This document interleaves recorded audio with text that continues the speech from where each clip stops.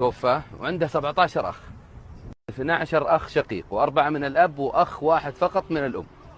نقلت الفتاة للرياض وأجريت لها التحاليل، قالوا الأطباء إنها وصلت مرحلة متقدمة ما في أمل. قالوا لها ممكن يكون لك علاج في أمريكا لكنه غير مضمون. إخوانها قالوا والله منا بدافعين فلوس وإحنا ما ندري إيش حنا عليه، والأطباء يقولون كذا. كلهم قالوا هالكلام إلا أخوها من أمها. يا إخواني تخلوا عنك، والله ما تخلى عنك، وراح رهن بيته واخذ قرض كبير وسافر مع اخته لامريكا تعالج هناك. زوجته لما درت بالموضوع زعلت وراحت لاهله. بعد 8 أشهر الله كتب ياخذ امانته، توفيت اخته ورجع بجثه اخته بخيبه امله وشماته اخوانه وزوجته اللي تطلب الطلاق، وخسر وظيفته. بدا المسكين يبحث عن عمل، لقى له عمل سائق في البلديه. وبعد كم شهر جته المفاجاه الكبرى اللي غيرت مجرى القصه. وش صار؟ اتصل فيها احد قرابه والدته المتوفاه اللي هي والدة أخته المتوفاة أيضا. قال له فلان، قال نعم، قال أبشرك. كش بشرني به؟ فلان من جماعة الوالدة توفي وما لقوا له وريث إلا أنت.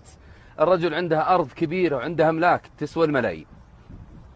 استلم الأرض، باع جزء منها، استرد بيته اللي رهنه وسجله باسم زوجته وارسل لها صك البيت ورقت طلاقه. الحرمة شافت الدراهم قالت تكفى لا تطلقني. قال لا، يوم وقت الشدة تخليتي عني الله يستر عليك.